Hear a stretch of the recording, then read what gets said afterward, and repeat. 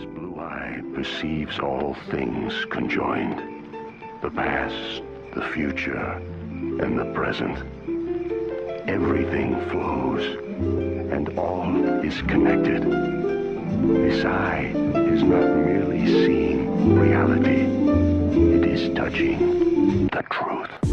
This is the G84 by Epomaker, and let's get straight to the point. This is the creamiest keyboard I've ever used. So if you're looking for a creamy keyboard because you love that satisfying creamy feeling, then yeah, I would 100% recommend this keyboard. In terms of looks, it looks really nice. It kind of reminds me of a white Black Widow. It also has LEDs on the sides, which are pretty cool.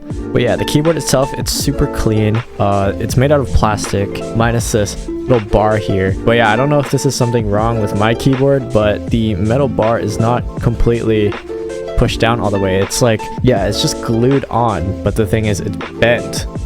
So it looks a little bit awkward. But yeah, I mean, other than that, super clean looking keyboard. Of course, you have your 2.4 gigahertz USB Bluetooth options. You can switch between Mac and Windows mode. And you also have your adjustable feet as well. And I really like the dongle placement. It's super hidden under one of the feet, which is pretty cool. And the keycaps have a bit of a grainy feeling on them for extra grip if you need it. But yeah, as always, you have your 5-layer dampening. So yeah, once again, not much to mod or upgrade with this keyboard. You pretty much get everything that you need. This is the white one with the creamy jade switches, which is why they feel so creamy, and even the stabilizers feel creamy.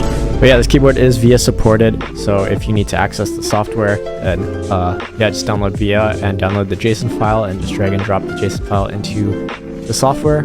It does weigh in just under a kilogram, so it is super light. It has 4,000 milliamps of battery, so it lasts about 15 hours with RGB on and 400 hours with RGB off. And yeah, it's just a clean 80% keyboard. It is hot swappable as well, so if you don't like your creamy switches, you can always swap them out. But yeah, overall, a super premium typing experience for a $60 keyboard.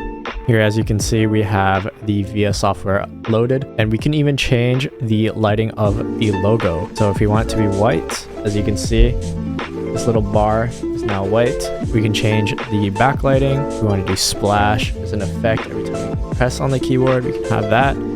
And we can also change the size. So if we want it to be solid white, then we can do that as well.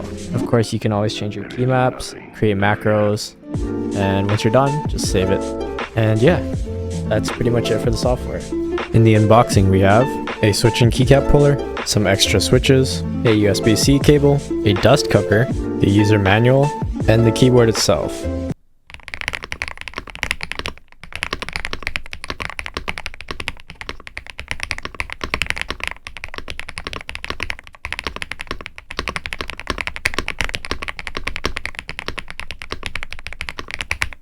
But yeah, in conclusion, this is a really nice keyboard in my opinion. Super creamy, definitely one of the best feeling keyboards, best feeling pre-built keyboards that I've ever used. Yeah, literally the only problem is this bar here. It's poking out a little bit, and it's just not the best looking in my opinion. Also, because the switches are super creamy, they might be a little bit on the heavier side for those who aren't used to heavy creamy switches. So just be aware of that before buying this keyboard. You might feel some finger fatigue at first.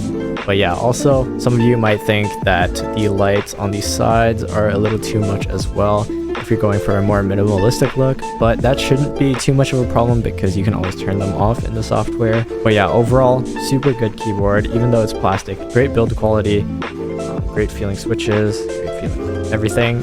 It's just this thing that bothers me a little bit. But anyways, that's it. See ya.